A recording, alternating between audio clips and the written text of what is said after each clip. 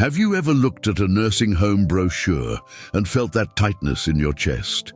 That quiet voice asking if this is really the path you want to take? If you've ever wondered whether there might be another way to navigate your later years, with dignity and independence, I want you to know you're not alone. And more importantly, you deserve to hear the whole truth before making decisions that will shape the rest of your life. Today, we're going to talk about the real experience of nursing home living and the alternatives that exist when we look beyond conventional wisdom. What you'll learn might surprise you, challenge you, and ultimately, I hope it empowers you to make choices that honor your deepest needs, not just the practical ones that everyone can see, but the invisible ones that make life worth living. The information I'm about to share comes from both personal experience and the stories of countless others who've walked this path. By the end of our time together, you'll understand the hidden emotional costs that brochures never mention, the questions you should ask yourself before making this decision, and practical alternatives that could help you maintain your independence. Longer than you might believe possible, we'll go through things I wish I knew before moving into a nursing home. The last might leave you quite surprised, but before we dive into specific advice, I want to acknowledge something important. There's no one-size-fits-all answer here. Some people genuinely thrive in assisted living communities, others wither. The difference often lies not in the quality of the facility, but in whether the decision was made with full awareness, or out of fear, exhaustion, or pressure from well-meaning family. To illustrate this, let me share a story with you. When I first stepped into the nursing home, I thought I had made a responsible choice. I was 70, widowed and tired. My children had their own lives, and I didn't want to be a burden. I'd tried everything before, living with my son Ethan and daughter-in-law, hiring private caregivers that bled my pension dry, even staying alone in my modest apartment near the corner pharmacy. Each attempt brought some comfort, but never peace. So when I moved into Silver Pine's home, I thought, at last, I'd found the answer. I was wrong. I don't say this bitterly. The staff were kind, the walls were warm, and my meals arrived on time. But the truth I came to learn, the one I now want to share, is that aging isn't solved by a room or a system. It's solved by truth, by courage, and by understanding the things that matter before we surrender our choices. The first few days at Silver Pines felt like a strange hotel stay. There was the unfamiliar bed with its thin mattress, the institutional beige walls, and the constant gentle hum of activity outside my door. The staff greeted me with clipboard smiles, checking boxes as they offered orientation tours and activity schedules. My room was clean and functional. A bed, a small dresser, a chair by the window overlooking a courtyard where residents sat under supervised sunlight. "You'll adjust quickly, Mr. Blake," the administrator assured me, as she handed over a packet of rules and schedules. "Most of our residents feel right at home within a week." I nodded politely, but something inside me tensed. The word resident itself felt like a demotion from person. Still, I unpacked my things, the few possessions deemed practical enough to bring. My books, my old leather chair, my collection of vinyl records, all left behind in the apartment. My daughter Lisa was now clearing out. For those of you who haven't subscribed, don't forget to click on the subscribe button. Back to where we were. That night, I sat alone, listening to the unfamiliar sounds of the building settling. Down the hall, someone was calling for a nurse. The fluorescent hallway light cast a thin glow under my door. I felt a hollowness I couldn't quite name. The next morning brought my first encounter with Mrs. Lindley. She sat across from me at breakfast, her silver hair pulled into a neat bun, her posture still showing traces of the school principal she once was. While others around us ate in silence or with vacant smiles, she regarded me with sharp, assessing eyes. "New arrival?" she asked, her voice lower than expected. I nodded, introducing myself as Edward Blake. "Althea Lindley," she replied, not offering her hand but giving a small nod. "Word of advice? The oatmeal is always cold, but the coffee is surprisingly decent. It was the first genuine interaction I'd had since arriving, and I found myself grateful for her directness. Over the following days, we fell into a routine of sharing breakfast.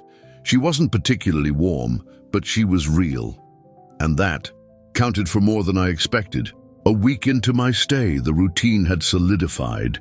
Wake at 6:30 when the aides come through, breakfast at 7, physical therapy at 9 for those who needed it, group activities at 10, usually bingo or crafts that felt more suitable for children than adults who had lived full lives, lunch at noon, afternoon free time, which mostly meant television in the common room, family visits for those lucky enough to receive them, dinner at 6, medication rounds, lights encouraged out by 9. It was during an afternoon free time that I first spoke with Harold Bennett. He sat apart from the television crowd, looking out the window with a focus that suggested he was seeing beyond the parking lot outside. His hands, weathered, spotted with age but still strong, kept making small, precise movements as if working with invisible tools. I took the seat beside him. "Mind if I join you?" He glanced over, seemed to evaluate whether I'd interrupt his thoughts, then gave a slight nod. "Harold Bennett," he offered. "Edward Blake," I replied. "Not interested in the show?" I gestured toward the television, where a game show blared to an audience of half-attentive residents. "Never cared for television," he said. "Too noisy. No substance." His fingers continued their phantom work. "You look like you're still working," I observed. A small smile creased his face. "Force of habit. Fixed clocks for 43 years. Hands remember even when there's nothing to fix." He turned fully toward me now. "Used to be you could tell everything about a person by the clock they owned. Grandfather clock meant tradition. Wristwatch meant they valued time. Even a cheap alarm clock told you something. Person needed structure, reminders." "And now?" I asked. Harold's expression darkened slightly. "Now I live by a clock I didn't build. Wake-up bells, medication timers, meal announcements." He shrugged. "It's efficient, I suppose." I understood immediately what he meant. There was something deeply disorienting about surrendering your daily rhythm to an institution's schedule. Even simple choices, when to shower, when to eat, when to rest, were now dictated by facility needs rather than personal preference. As our first month progressed, I began noticing patterns among the residents. There were the complainers, of course, those who found fault with every meal, every activity, every staff decision, but far more common and somehow more troubling were the resigned ones. They moved through days with vacant smiles, participating without engagement, existing rather than living. It was during this time that I also met Joanna Stone, a retired nurse who had once worked in a facility not unlike Silver Pines. Her room was across from mine, meticulously kept, with photos of grandchildren covering every available surface. One evening, as the medication cart made its rounds, I found her sitting in the hallway, tears sliding silently down her face. I hesitated, then sat beside her. "Are you all right, Joanna?" She quickly wiped her eyes, straightening her posture. "Oh, just an old woman being silly, don't mind me." But something in her expression pulled at me. I found that silly usually means something important that others might dismiss, I said gently. She looked at me then, really looked, as if deciding whether I could be trusted. "Do you know how many times someone has touched me today, Edward? 6 different aides.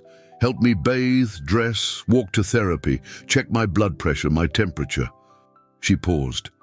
"And not once, did anyone ask what I dreamed about last night, or what I was thinking, or whether I missed my garden." Her hands trembled as she spoke.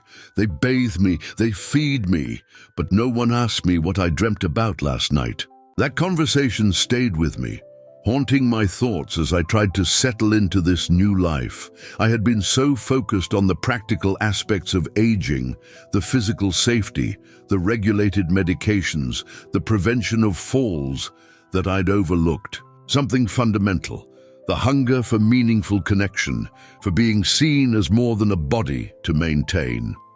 Around this time, my daughter Lisa began visiting more regularly.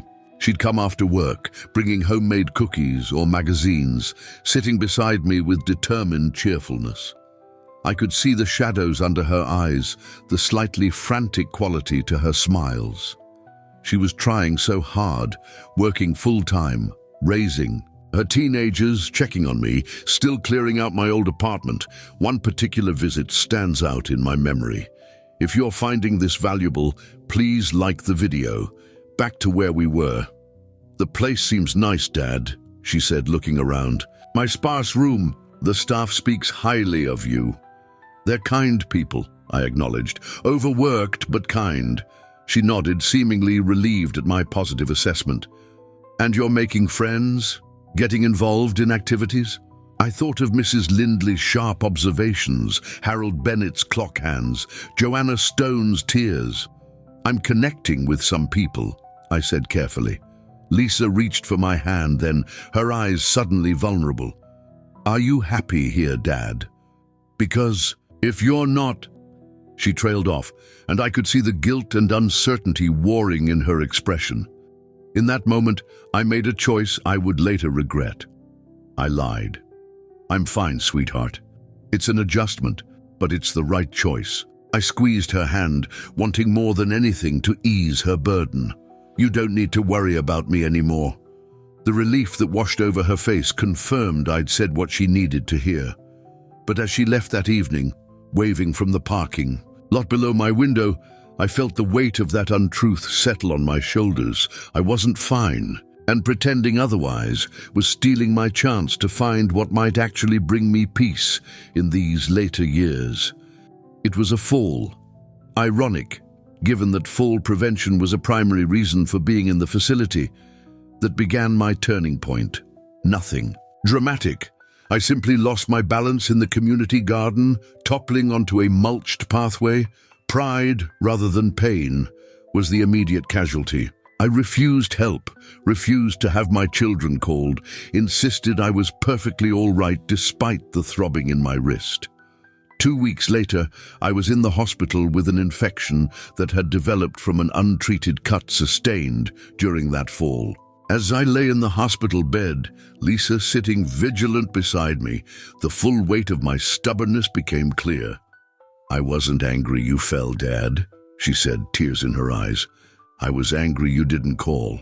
I'm here to help you. Why won't you let me?" Her question penetrated the armor I'd built around my vulnerability. Why indeed? What was I proving by suffering in silence? Who was benefiting from my stoic isolation? That hospitalization forced me to confront the choices I'd made and the alternatives I hadn't fully considered. As I recovered, I began to question whether Silver Pines, for all its well-intentioned care, was truly meeting my needs. I thought of Harold Bennett, living by a clock he didn't build, of Joanna Stone, physically tended to but emotionally starved, of Mrs. Lindley, surrounded by people yet profoundly alone. I began to wonder, was there another way?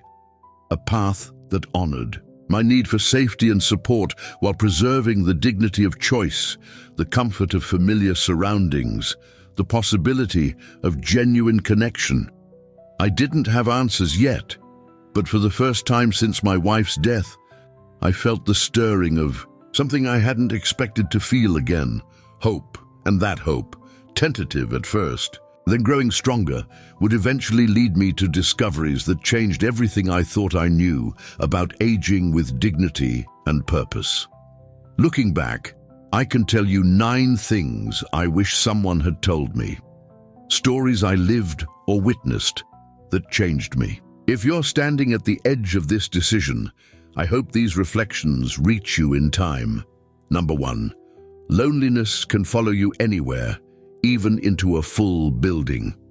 In my first weeks at Silver Pines, I was surrounded by other residents.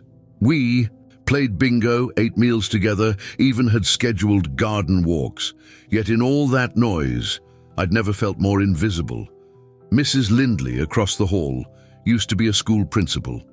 She once whispered to me, "I see 50 faces a day, and not one really sees me." Her words stayed with me. Being around people isn't the same as being connected to them. This truth became even clearer during the community's weekly social hour. The recreation room would fill with residents seated in a wide circle, an aide leading sing-alongs or trivia games. Everyone participated, nodding, clapping, sometimes singing along. But I began to notice how few actual conversations took place. We were physically present, but emotionally isolated, like islands in the same sea. One particular Tuesday stands out in my memory. The activity coordinator had organized a getting to know you exercise, despite the fact that most residents had lived together for months, if not years. We were each given a card with questions. Where were you born? What was your profession? Do you have children? Simple questions, certainly, but as we moved around the circle, I noticed something troubling. Residents would answer briefly, then the group would move on. No one asked follow-up questions. No one said, "I've always wondered about you." The exercise filled the scheduled hour, but created no lasting bridges between souls. That evening, I found Mrs. Lindley sitting alone in the small library, a book open but unread in her lap. "Didn't you enjoy social hour?" I asked, taking the chair opposite hers. She looked up, her expression both weary and knowing. "Edward, I spent 40 years in education. I can recognize busy work when I see it." She closed her book. "They call it socialization, but it's really just supervised breathing. True connection requires interest, curiosity, and time. Nobody here has time, not the staff certainly, but not even us residents. We're all just waiting." "Waiting for what?" I asked, though I feared I knew her answer. "For whatever comes next," she said. Simply, her words resonated with painful clarity. In the nursing home, we existed in a strange limbo, no longer fully participating in life, but not yet departed from it. This suspended animation created a particular kind of loneliness that was, in some ways, more painful than physical solitude. At least when you're alone, you don't have the cruel contrast of others just beyond your reach. The most poignant example of this paradoxical isolation came during family visit days. Those who received regular visits often seemed to suffer most acutely in the interim, the contrast between genuine connection and institutional supervision too stark to bear easily. I watched Joanna Stone transform on the days her grandson visited, animated, laughing, fully present, only to retreat into herself more deeply when he left. "It's like getting a taste of water when you're dying of thirst," she told me once. "It reminds you how parched you really are." I began to understand that addressing loneliness requires more than proximity to others. It demands reciprocity, continuity, and shared meaning. These elements were precisely what institutional living made difficult, if not impossible. Staff rotated shifts. Residents came and went through illness, hospitalization, or death. The very structure of the facility prioritized efficiency over relationship, safety over intimacy. What I eventually learned, though it would take time and painful experience, was that combating loneliness requires intention, not just opportunity. Later, when I made different choices about how to live, I would discover that fewer, deeper connections nourished me more than dozens of superficial interactions ever could. Number 2, routine is not the same as purpose. At the nursing home, life moved on a clock: 7 a.m. breakfast, 9 a.m. therapy, 12 p.m. lunch, 3 p.m. activity, 6 p.m. dinner. But as the days passed, I stopped knowing why I was doing any of it. I met Mr. Harold Bennett there, a widower like me. He told me, "I used to fix clocks for a living. Now I live by one I didn't build. Purpose can't be given. You have to carry it with you." Harold's insight struck me with particular force one morning during a scheduled arts and crafts session. The activity room smelled of glue and construction paper as we assembled simple bird feeders from popsicle sticks. Around me, residents worked with varying degrees of engagement, some focused intently, others merely going through motions with vacant expressions. The woman beside me, whom I knew only as Doris, suddenly put down her half-finished bird feeder and sighed. My garden used to attract cardinals, blue jays, even the occasional oriole, she said, not really to me, but to herself. I spent years learning which seeds each species preferred, which placement kept the squirrels at bay. She looked at the crude popsicle construction before her. Who will even hang this, and where? Will anyone tell me if birds actually use it? Her questions, practical, specific, and achingly human, illuminated a critical distinction. The activities provided at Silver Pines were meant to occupy our time, not engage our purpose. Doris hadn't lost her capacity to care about birds, to find meaning in nurturing wildlife. She'd simply lost her agency to act meaningfully on that interest. Harold explained it best during one of our afternoon conversations. We sat in the courtyard, watching an aide push a resident in a wheelchair along the paved path. The same circuit she made 3 times daily.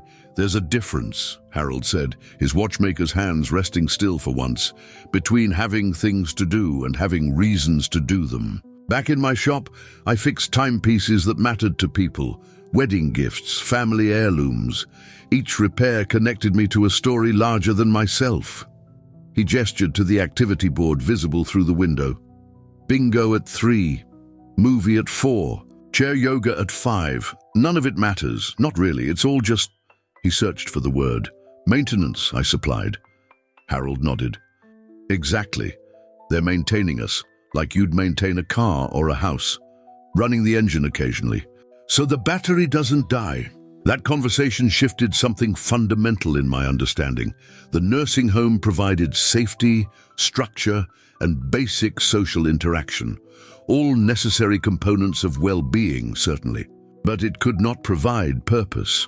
That had to come from within, from the connections between our actions and our values, our efforts, and their meaningful impact on the world around us. I thought of my life before Silver Pines. Even in retirement, I'd found purpose in small ways, tending my modest garden, mentoring a young man at the community center, writing letters to my grandchildren with advice they might not appreciate until years later. These activities weren't grand or world-changing, but they extended beyond myself. They connected me to something enduring. Inside Silver Pines, such connections frayed. The garden was tended by staff. My letters went unsent because the postal routine was complicated by institutional procedures. My wisdom, whatever modest portion, I'd accumulated in 70 years of living, found no ready recipients. What I didn't yet understand, but would come to learn, was that purpose doesn't require grand gestures or perfect health. It requires only that our actions, however small, align with our deepest values and connect us meaningfully to others. This understanding would become crucial in the decisions that followed my time at Silver Pines, guiding me toward choices that prioritized meaning over mere comfort. Number 3, freedom is a kind of health. One morning, I tried to skip breakfast and was scolded by a staff member, gently but firmly. It hit me then. I had traded my autonomy for structure. When I returned home later that year, even small things, choosing when to shower, what to eat, felt like liberation. A healthy life isn't only about the body, it's about choice. The incident that crystallized this understanding was simple enough. I'd stayed up late reading a mystery novel that had gripped me completely.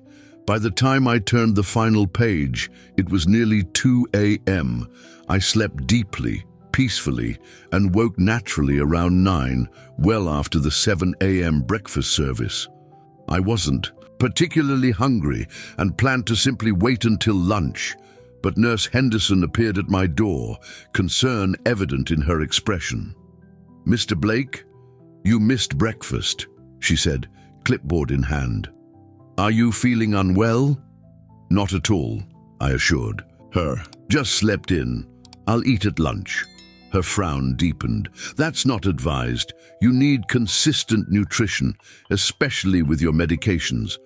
I'll have the kitchen prepare something. Before I could object, she was gone. 15 minutes later, a tray arrived, cold toast, lukewarm eggs, a small cup of juice. I wasn't hungry, didn't want it, but the implicit expectation was clear. I would eat because it was protocol. And so I did, feeling strangely like a child being made to clean his plate. Hitting the like button is a small gesture, but it tells us these videos matter to someone, maybe to you. Continuing, the sensation that followed was complex. A mixture of gratitude for the care, but a deeper resentment at having such a basic decision made for me. Had I become so diminished, so reduced in personhood, that even when to eat was no longer my choice to make? Mrs. Lindley articulated it perfectly during one of our breakfast conversations. The irony, she said, spreading jam precisely on her toast, is that they remove our choices in the name of health. But what is health without agency? A well-maintained prison is still a prison. Her words, though harsh, contained a truth I couldn't dismiss. Health, as defined by the medical establishment, focused primarily on physical markers, stable blood pressure, managed chronic conditions, fall prevention, proper nutrition. These were worthy goals, certainly, but they addressed only one dimension of well-being. I thought of Harold Bennett, technically healthy by all medical standards, yet withering from the loss of meaningful work. Of Joanna Stone, whose vitals were regularly checked but whose emotional needs went largely unmet. Of myself, physically safer than I'd been living alone, but increasingly detached from the identity I'd built over a lifetime. The most vivid illustration came during a scheduled outing to a nearby park. After weeks within the facility's walls, even this brief excursion felt momentous. We filed onto the bus, a procession of walkers and wheelchairs, the air buzzing with unusual excitement. At the park, we were directed to a paved area with benches. 30 minutes of fresh air, the activities director announced cheerfully. Please remain in this section where we can see you. I stood at the edge of the designated area, looking beyond to a small pond where ducks swam. It was perhaps 50 yards away along a gentle slope. In my previous life, I would have walked down without thought, perhaps brought breadcrumbs to scatter. Now, I hesitated, aware of invisible boundaries. When I finally took a few steps toward the pond, an aide gently touched my arm. "Mr. Blake, we need to stay with the group," she reminded me.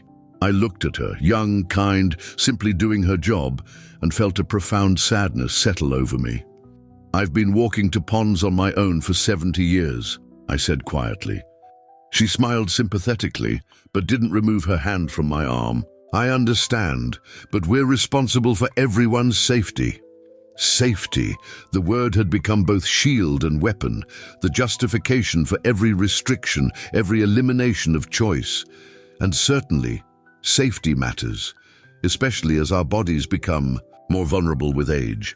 But the question that began to haunt me was simple. What were we being kept safe for? If safety came at the cost of spontaneity, of simple pleasures, of the dignity of risk that had characterized our entire adult lives until now, was it worth the trade? More importantly, shouldn't that calculation be ours to make? These questions had no simple answers, but they formed the foundation of my growing realization. Freedom to choose, even small daily choices, is not a luxury to be set aside in old age. It is a fundamental component of health itself, as essential as medication or proper nutrition. Without it, we may maintain our bodies while our spirits wither. Number 4, asking for help isn't weakness, it's wisdom. I once fell outside the community garden and refused to let anyone call my children. I didn't want to trouble them. Weeks later, I was hospitalized from a complication that could have been avoided. I realized then that pride, not pain, was the bigger threat. My daughter Lisa told me, with tears in her eyes, I wasn't angry you fell. I was angry you didn't call. I've asked for help ever since, and never once regretted it. My resistance to seeking help had deep roots. I'd been self-reliant all my life, providing for my family, solving problems, being the person others leaned on. To suddenly become the one in need felt like a fundamental betrayal of my identity. And so I developed elaborate strategies to conceal my struggles, to maintain the illusion of complete independence, even as it became increasingly difficult. The fall that led to my hospitalization was entirely preventable. I'd been lightheaded that morning, a side effect of a new medication, but had said nothing to the staff. I'd ventured into the garden alone, despite facility rules requiring an escort. When I tripped on an uneven paving stone, my first thought wasn't concern for potential injury, but fear of the embarrassment that would follow if I were found. And so I'd picked myself up, brushed off my clothes, and told no one about the gash on my arm.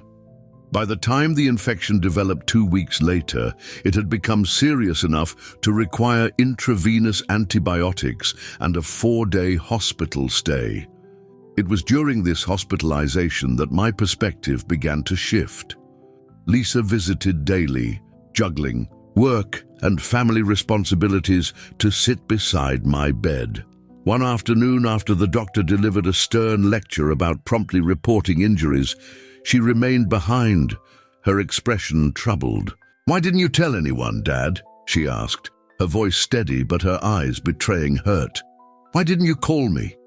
I offered the usual excuses. I hadn't wanted to worry her. The cut hadn't seemed serious. I could handle it myself. She listened, patiently, then took my hand. "Dad, when Mom was sick, you always told us to call immediately if anything changed, even small things. You said information was power, that knowing early meant more options." She squeezed my fingers. "Why don't you think that applies to you?" Her question penetrated defenses I'd spent years building. She was right, of course. When my wife was ill, I'd needed to know everything, to be included in every decision, every development. I'd considered it my right and responsibility as someone who loved her. Yet I was denying my own children that same opportunity to express their love through concern and care. The realization was uncomfortable, but clarifying. My refusal to seek help wasn't protecting my children from burden. It was protecting me from vulnerability, from the admission that I was aging, changing, becoming more dependent in some ways. Pride, not consideration, had been my primary motivation. This insight deepened during a conversation with Harold Bennett during my recovery. He visited my room at Silver Pines the day after I returned from the hospital, settling his lanky frame into the visitor's chair with the careful movements of someone managing his own pain. "Heard you took a tumble," he said without preamble. "Stubborn about it too," I grimaced. "News travels fast." "Small place," he shrugged. "Not much else to talk about." He studied me for a moment. "You know, I nearly lost my repair shop back. In '82, bad investment, economy tanking. Too proud to tell my wife how bad things were getting." His eyes grew distant with memory. "By the time she found out, we nearly lost the house too." "What happened?" I asked. She was furious. Not about the money, but about being shut out. Said marriage meant facing things together. He leaned forward slightly. "Took me another 20 years to really understand what she meant. Being strong isn't handling everything yourself. It's knowing when to share the load." Harold's words echoed my daughter's, creating a harmony of wisdom I couldn't ignore. The strength I'd prided myself on, self-sufficiency at all costs, was revealing itself as a weakness, a limitation that endangered not only my health, but my relationships. Gradually, I began experimenting with small requests for assistance, asking an aide to help me reach a high shelf, calling Lisa when I felt unusually tired just to check in, joining a small support group for residents adjusting to communal living. Each request felt awkward at first, a confession of inadequacy. But something unexpected happened. Rather than diminishing me, these moments of acknowledged need created space for genuine connection. The aide, who helped me reach the shelf, stayed to chat about her college studies. Lisa expressed gratitude for my calls, saying they actually reduced her worry. The support group became a source of insights and occasional laughter about our shared circumstances. What had felt like surrender was actually an opening to deeper relationships, to shared problem-solving, to the mutual exchange that characterizes the most satisfying human connections at any age. This lesson, that asking for help represents wisdom rather than weakness, would become fundamental to the decisions I made after Silver Pines. It allowed me to create a network of support that made continued independence possible while simultaneously deepening my relationships rather than straining them. The vulnerability I had feared became, paradoxically, a source of strength. Number 5. Strangers can become family if you let them. After I left the home, I couldn't manage daily chores. A young couple who worked at the cafe below my apartment started helping me. 2 meals a day, a bit of cleaning, light conversation. I paid them what I could. In time, they became something more than helpers. They knew when I looked tired. They remembered my stories. On New Year's Eve, they brought me soup and stayed until midnight. That was the first time in years I didn't feel alone in a holiday. My departure from Silver Pines surprised many, perhaps no one more than myself. The decision came not in a single dramatic moment, but through the gradual accumulation of small realizations, quiet conversations, and growing clarity about what I truly needed. When I announced my intention to return to my apartment, reactions were mixed. Concern from staff, relief from some family members, skepticism from others. "You'll need help," the social worker told me frankly during our discharge planning meeting. "Daily assistance at minimum." She was right, of course. At 70, with arthritis slowing my movements and recovery from my recent hospitalization still underway, I couldn't manage entirely on my own. The trap many of us fall into as we age is believing there are only two options: complete independence or complete surrender of autonomy. I was beginning to understand there exists a vast middle ground if we're creative enough to find it. My apartment building stood above a small cafe called Morning Light, a modest establishment serving simple breakfasts and lunches to neighborhood regulars. I'd been a daily customer before moving to Silver Pines, known for occupying the corner table with my newspaper and black coffee. On my first morning back home, I made my way carefully down to the cafe, using the walker I'd been prescribed, but secretly resented. The young woman behind the counter, Elena, according to her name tag, looked up as the bell announced my arrival, her expression brightening with recognition. "Mr. Blake," she exclaimed, "you're back. We wondered what happened to you." That simple acknowledgement, the recognition that my absence had been noticed, that my presence had left a small hole in the fabric of this community, affected me deeply. We chatted as she prepared my usual order, remembered after months of absence, and I learned she and her husband Marco had taken over the cafe just a year earlier. When I mentioned I'd recently returned from a nursing facility, Elena's expression grew thoughtful. Later, as I was preparing to leave, she approached my table. "Mr. Blake," she began hesitantly, "Marco and I have been looking for ways to expand our business. We've been thinking about offering dinner deliveries to the building. Would that be something you might use?" I recognized the offer for what it was, not just a business proposition, but a graceful extension of help. "I think I would," I replied, "though my dinner needs are simple these days." She smiled. "Simple works for us. We could start tomorrow if you'd like." And so began an arrangement that would evolve far beyond its practical origins. Initially, it was straightforward. Marco would bring a hot meal to my apartment each evening, accepting what I could afford to pay. Sometimes Elena would include a breakfast pastry for the next morning. The food was simple but nourishing. Vegetable, soups, hearty sandwiches, pasta dishes that reheated well. But human connections rarely remain transactional for long. Soon, Marco began lingering to chat about his day. Elena started asking my advice about book recommendations for their young son. When they learned I was struggling with apartment upkeep, they offered to help with light cleaning while delivering meals, an arrangement I accepted after initial hesitation. The relationship deepened gradually, naturally.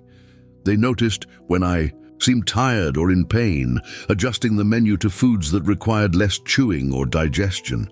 They remembered stories I told and asked follow-up questions days later. They brought their son Matteo occasionally, who delighted in hearing about the olden days and showing me his school projects. What struck me most was how different this help felt from institutional care. The aide at Silver Pines, who helped me bathe, was kind and professional, but our interaction remained within defined boundaries. Marco and Elena's assistants, by contrast, existed within a growing relationship. They helped not because it was scheduled, but because they knew me, valued me, and understood my specific needs. The true depth of this connection revealed itself unexpectedly. On December 31st, 6 months after returning home, I prepared for another solitary New Year's Eve, something I'd grown accustomed to since my wife's passing. Around 8 p.m., a knock came at my door. Outside stood Elena, Marco, and little Matteo, bearing containers of homemade soup, fresh bread, and a small bottle of sparkling cider. "We thought you might like some company," Elena said simply. "If you don't already have plans." They stayed until midnight, Matteo fighting sleep to join the countdown. We shared stories, played simple card games, and watched the distant fireworks through my apartment window. As the clock struck 12, Marco raised his glass. To family. Those we're born to, and those we find along the way.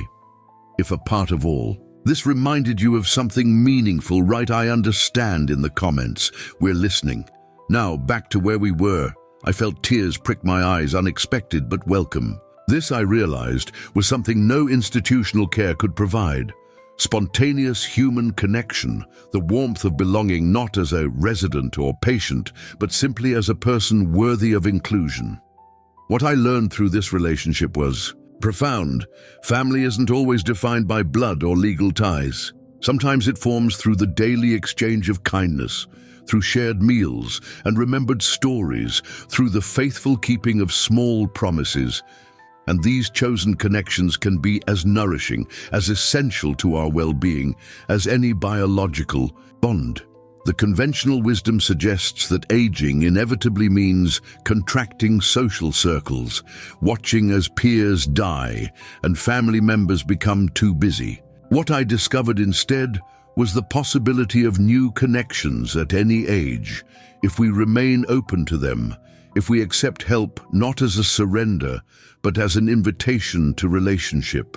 These discoveries would prove essential to creating a sustainable life outside institutional care. The support network I built, beginning with Elena and Marco, but eventually expanding to include neighbors, former colleagues, even a college student who helped with technology in exchange for life advice, became the foundation that made my continued independence possible. Number 6. Comfort is different from care.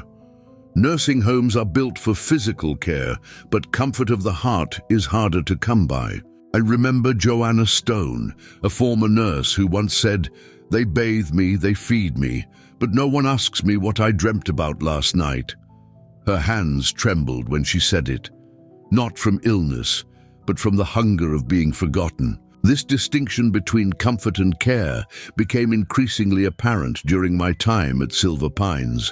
The facility provided excellent physical care, medications administered on schedule, vital signs regularly monitored, nutritious meals, assistance. With activities of daily living, my body was attended to with professional competence. But something less tangible, that mysterious territory where identity, meaning, and connection reside, received far less attention. I recall watching Joanna during one of the facility's many routines. A young aide was helping her with her morning care, efficient, gentle, following all protocols. The aide made appropriate small talk, comments about the weather, questions about whether Joanna had slept well, whether she was experiencing any pain. All the boxes of proper care were being checked. But I also saw how Joanna's gaze drifted to the family photo on her nightstand. Her late husband in his army uniform, their children gathered around them at some long-ago celebration. The aide, focused on her tasks, never noticed this glance, never asked about the photo, never invited Joanna to share the rich inner life those images represented. Later that day, I found Joanna sitting alone in the common area, a magazine open, but unread in her lap. "That young woman this morning," she said when I joined her, "she's a good girl, gentle hands, never rushes." She paused, her fingers worrying the edge of the magazine. "3 times a week she helps me bathe, knows every inch of my body, but she doesn't know I was once head nurse at County General, doesn't know I delivered babies when doctors couldn't get there in time, doesn't know I still think about those tiny faces, especially at night." Her words crystallized something I'd been feeling but couldn't articulate. The most attentive physical care still left untouched our deepest human need: to be known, to have our full selves, not just our aging bodies, acknowledged and valued. This wasn't the fault of individual staff members, most of whom were dedicated and compassionate. Rather, it reflected the fundamental design of institutional care, focused on bodily needs, measurable outcomes, and risk management. The system simply wasn't built to address the soul's requirements. I observed this pattern repeatedly during my stay. Harold Bennett received meticulous attention for his diabetes management. Blood sugar checked, diet monitored, symptoms tracked. Yet his decades of craftsmanship, his profound understanding of timepieces, his patience with delicate mechanisms, all this went largely unrecognized, untapped, gradually fading from disuse. Mrs. Lindley, who had once managed a school of 500 students and 50 staff, now received detailed instructions on how to take her pills, how to safely use the shower, how to participate appropriately in group activities. Her administrative wisdom, her skill at resolving conflicts, her insights into educational philosophy, all relegated to her past, irrelevant to her present circumstances. Even facility activities, while well-intentioned, often failed to engage. Residents as whole persons, arts and crafts sessions offered simplified projects suitable for children rather than adults with lifetimes of experience and skill. Discussion groups rarely ventured beyond superficial topics into the territory of meaningful reflection. Entertainment options tended toward the bland and inoffensive rather than the potentially stimulating or challenging. The contrast became painfully clear when I returned to my apartment. While my physical care was less comprehensive, no one monitored my vital signs daily or ensured I took each pill on schedule. I found myself experiencing a deeper kind of care. Eleanor remembered how I liked my coffee and asked about the book I was reading. Marco noticed when a topic of conversation sparked particular interest and would bring related news articles on his next visit. My neighbor down the hall, an elderly woman named Ruth, whom I'd barely known before, began checking in regularly, sharing her homegrown tomatoes and stories of her grandchildren's adventures.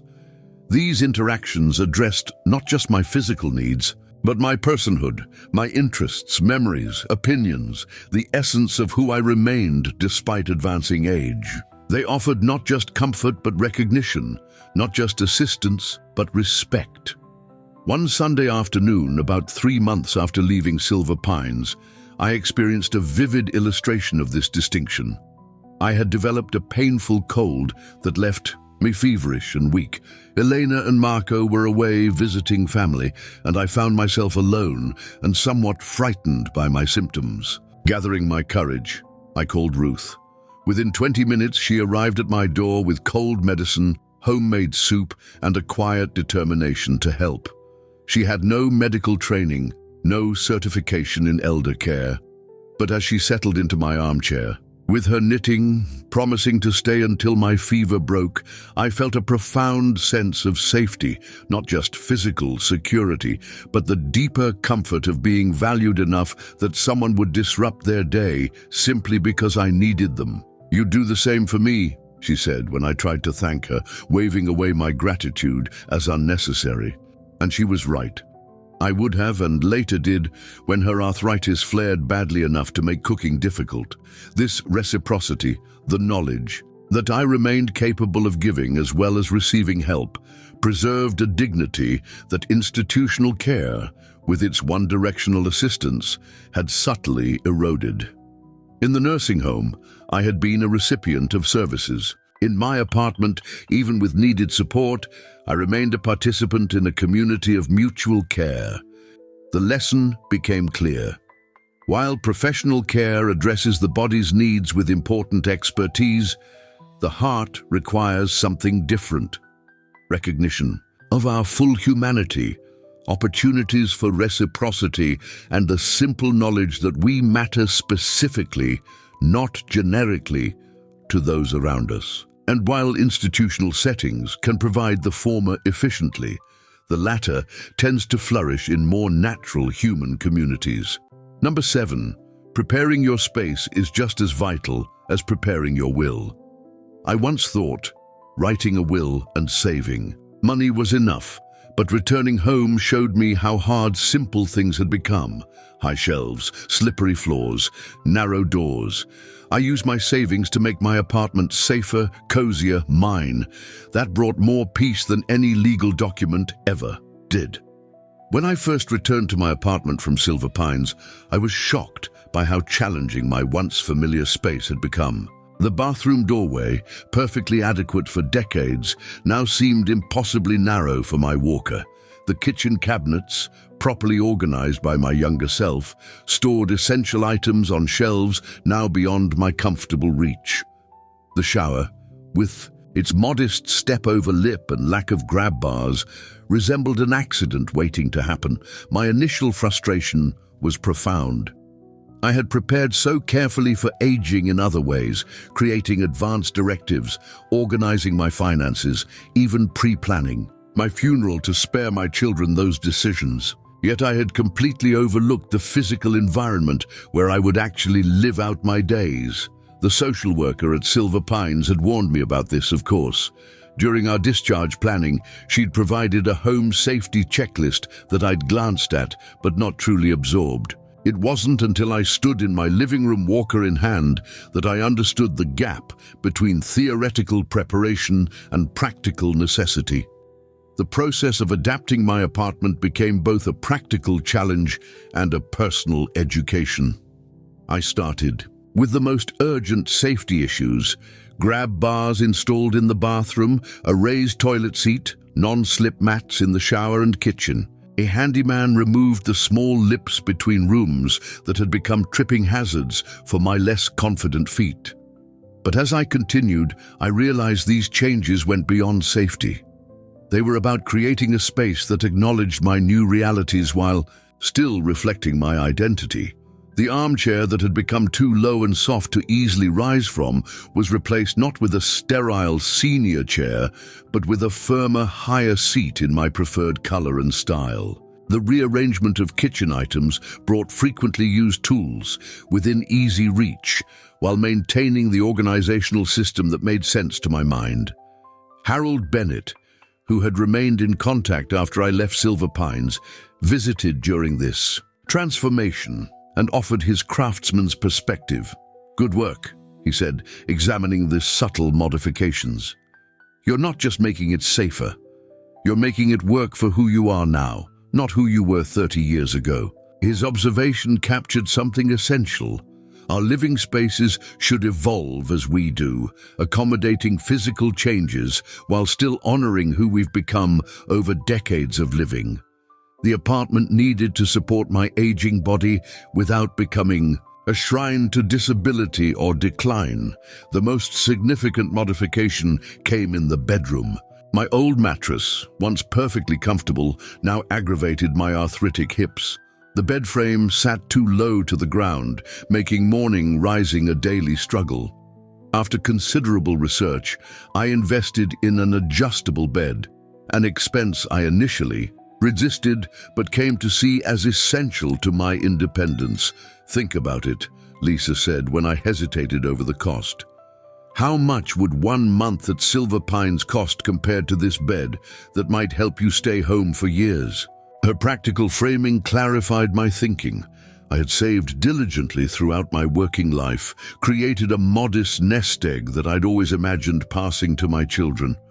But what better use for those resources than creating the conditions that allowed me to live my remaining years with dignity and autonomy? This realization extended beyond major purchases to smaller details that proved surprisingly significant. Lighting became a focus. Brighter bulbs in work areas, soft illumination for paths frequently walked at night. A telephone with larger buttons and enhanced volume.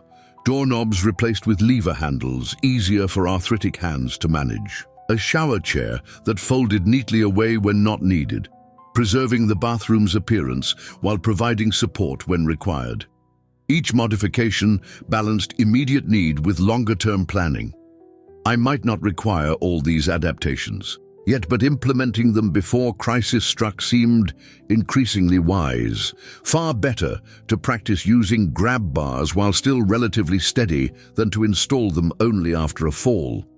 Perhaps most meaningful was how these changes preserved the apartment's character as my home, not merely my accommodation. Unlike the institutional environment of Silver Pines, with its standardized furnishings and medical aesthetic, my adapted apartment remained distinctly mine, filled with books I'd collected over decades, artwork chosen with my wife, photographs, chronicling a life fully lived. The modifications enabled me to remain surrounded by these tangible connections to my identity and history. The contrast became clear one evening when Harold called, sounding uncharacteristically subdued. He had fallen in his own home and, lacking adequate supports, had been unable to rise from the floor for several hours before help arrived. "They're saying I need more care now," he said, his voice tight with emotion. "They're talking nursing. Home again?" I found myself describing my adapted apartment in detail, explaining how thoughtful modifications had created a space that supported rather than limited me. "It's an investment," I told him, "in your independence, your dignity, worth every penny."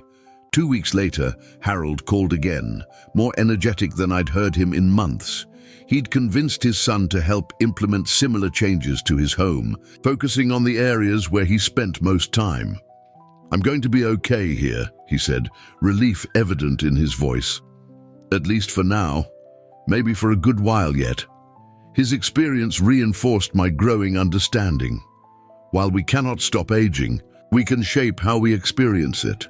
Creating physical environments that accommodate our changing needs while supporting our continuing personhood is not a luxury but a necessity, as important to our well-being as any medical intervention or financial planning.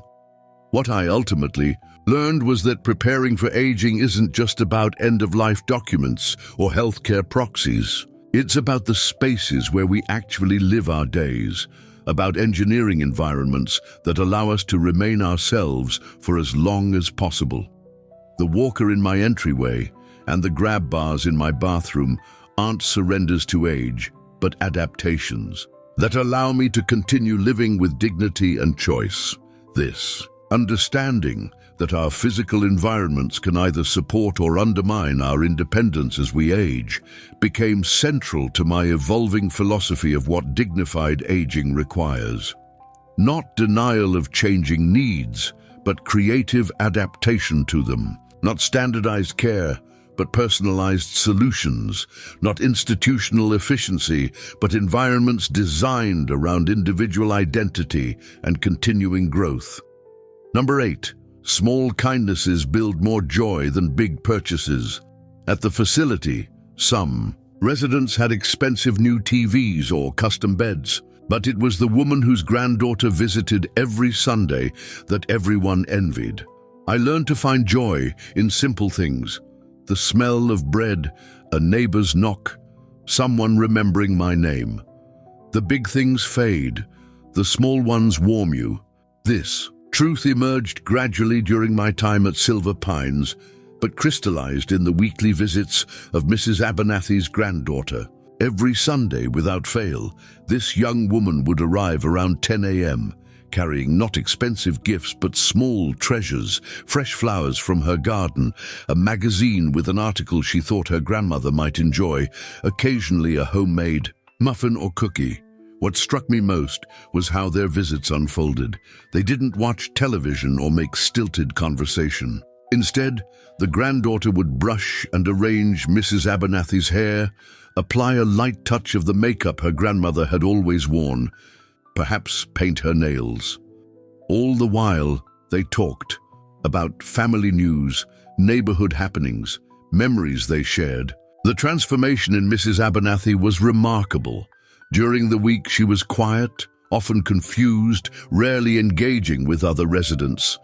But on Sundays, she became animated, alert, present in a way that no medication or therapy had achieved. It wasn't the occasional gift that created this change, but the steady devotion expressed through regular presence and small, meaningful attentions. I thought of this often after returning to my apartment. My financial resources were modest, comfortable, but not lavish. I couldn't afford every convenience or service that might make aging easier. But I discovered that many of the elements that most enriched my days cost little or nothing. Marco remembering exactly how I liked my coffee. The handwritten notes Lisa tucked into care packages. The neighbor who knocked each morning just to confirm I was well. The librarian who set aside books she thought I might enjoy. When I mentioned this pattern to my doctor during a checkup, he nodded thoughtfully. "We see this consistently in the research," he said. "It's not wealth, or even health that predicts happiness in later years. It's the quality of relationships, the presence of meaning, the experience of being valued." His confirmation of my lived experience deepened my commitment to cultivating these small, warming connections. I began writing thank you notes to people who showed me kindness. I remembered birthdays. I asked questions and truly listened to the answers.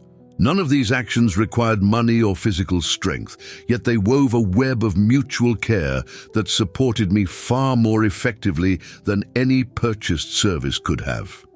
This lesson, that joy comes more reliably from small kindnesses than large expenditures, has shaped how I allocate both my financial resources and my energy as I age. It guides me toward investments in relationships rather than things, in experiences rather than possessions, in the gentle daily rituals that ground me in human connection. Number 9, staying home wasn't giving up. It was freedom in disguise. Returned to my apartment a year after moving into Silver Pines. Some called it a mistake, but I adapted. Online groceries, light assistance, a safety button near the door. I watched birds return to the balcony I'd once ignored. I opened the windows, again, and for the first time in a long time, I felt like myself. Not someone waiting quietly to die, but someone still living. Now, years later, I still think of Silver Pines. It wasn't a prison. It was just a place I wasn't ready for, because I hadn't asked myself what I truly needed. If you're reading this and thinking of going into a nursing home, don't wait to ask. Don't wait to reflect. A decision made in exhaustion or fear will rarely bring peace. Find your version of home. Choose it while you still can. My decision to leave Silver Pines was met with mixed reactions: concern from medical professionals, relief from some family members, outright skepticism from others. Even I harbored doubts. Had institutional living truly been so unsuited to my needs, or was I simply resistant to necessary change? Was I seeking freedom at the cost of safety? Would I find myself back in the facility within months, perhaps in worse condition? These questions lingered as I settled back into my apartment. The first weeks involved practical adjustments, arranging for meal deliveries, scheduling visits from a home health aide twice weekly, establishing safety protocols for emergencies. But beyond these logistics lay a deeper adaptation, relearning how to structure my own days, how to make meaningful choices, how to build a life that acknowledged my limitations while honoring my continuing capacity for joy and growth. Gradually, a new rhythm emerged. Mornings began with coffee and reading by the window, watching the neighborhood awaken. Middays might bring visits from Elena or Marco, a physical therapy session, or a slow walk to the corner store. An expedition that became both physical exercise and social connection as I re-established relationships with shopkeepers and neighbors. Evenings were quieter, perhaps a phone call with Lisa or my son, a simple dinner, music, or a documentary program. Before bed, I developed the habit of noting in a small journal 3 good things from the day, a practice that directed my attention toward moments of beauty or connection I might otherwise have overlooked. What surprised me most was how this simple structure, self-determined rather than imposed, fostered a profound sense of peace. Yes, there were challenges, days when arthritis flared painfully, moments of loneliness, occasional fears about the future. But these existed within a context of fundamental rightness, of being where I belonged, that I had never achieved at Silver Pines, despite its many comforts. I thought often of Harold Bennett's observation about clocks, about living by one you hadn't built. In my own home, I had built my clock. Its rhythm suited my specific needs, accommodated my particular limitations, and most importantly, expressed my continuing identity as a person with preferences, pleasures, and purpose. 6 months after my return home, Lisa visited for a weekend. On Sunday morning, as we shared coffee on my small balcony, she studied me thoughtfully. "You know," she said, "I was terrified when you decided to leave Silver Pines. I imagined all sorts of disasters, falls, forgotten medications, isolation." She paused, reaching for my hand. "But I've never seen you more at peace than you are now. You seem more yourself." Her observation captured exactly what I had come to understand. The greatest gift of returning home wasn't greater comfort or even greater freedom, but the opportunity to continue being myself, to live authentically rather than adaptively, to express rather than suppress my essential nature, even as age changed my capabilities. This, perhaps, is the most important wisdom I've gained through my journey. That aging well isn't about denying changes or maintaining perfect independence. It's about creating circumstances that allow us to remain essentially ourselves even as our needs and abilities shift. It's about recognizing that dignity comes not from refusing help, but from having that help delivered in ways that respect our individuality and honor our continued capacity for growth and joy. As I look back now on the path that led through Silver Pines and back home again, I feel profound gratitude for the lessons learned, even those that came through difficulty. I understand now that there is no single right way to age, no perfect solution that serves all needs. The nursing home was neither villain nor savior in my story, simply one option among many, suitable for some circumstances, but not for mine. At that time, what serves us best in our later years isn't a particular living arrangement, but the courage to truly know ourselves, our needs, values, fears, and hopes, and to make choices accordingly. Sometimes that means accepting greater assistance, whether in a facility or at home. Sometimes it means creative adaptation to preserve what matters most to us. Always it means remaining the author of our own stories, even when those stories take unexpected turns. So what about you? As you contemplate the road ahead, whether for yourself or someone you love, what questions are you asking? Are they primarily about safety and physical care, or do they include the deeper territories of meaning, purpose, connection, and joy? How will you balance the real needs of an aging body with the equally real needs of a spirit that seeks continued growth, a heart that hungers for authentic relationship, a mind that treasures autonomy and choice? What conversations might you need to have with family members, healthcare providers, even yourself, to ensure that decisions about later life honor the fullness of who you are, not just the challenges you face? And perhaps most importantly, how might you begin preparing now, not just financially or legally, but emotionally and physically, for the path you hope to walk? What small adjustments to your home might make aging in place more feasible? What relationships could you nurture today that might become part of your support network tomorrow? What activities bring such deep joy and meaning that you would want to preserve them even as other capacities change? These aren't abstract questions. They are the practical foundation of aging with dignity and purpose, of creating a later life that feels not like a waiting room, but like a continued journey of discovery and connection. I share my story not as a prescription, but as an invitation to think deeply about what home truly means to you, what independence is essential to your spirit, what adaptations might allow you to maintain what matters most. To recognize that the most important preparations for aging well aren't found in financial portfolios or legal documents, but in honest self-knowledge and courageous choices made while choice remains fully yours. Find your version of home. Create it thoughtfully, nurture it intentionally, and adjust it gracefully as needs change. This is not surrender to age, but its opposite, the continuing expression of your unique spirit, your particular way of being human, even as the body that carries that spirit requires different support than before. The truest freedom in aging isn't found in denying need or refusing assistance. It's found in creating circumstances where help serves rather than defines you, where limitations become invitations to new adaptations rather than endings of possibility, where each day offers not just continued existence but continued becoming. This is my wish for you, not that you avoid the challenges of aging, for that is not possible, but that you meet them with such wisdom, courage, and self-knowledge that even within necessary constraints, your essential self continues to thrive, to connect, to matter, to yourself and to others. Choose your path.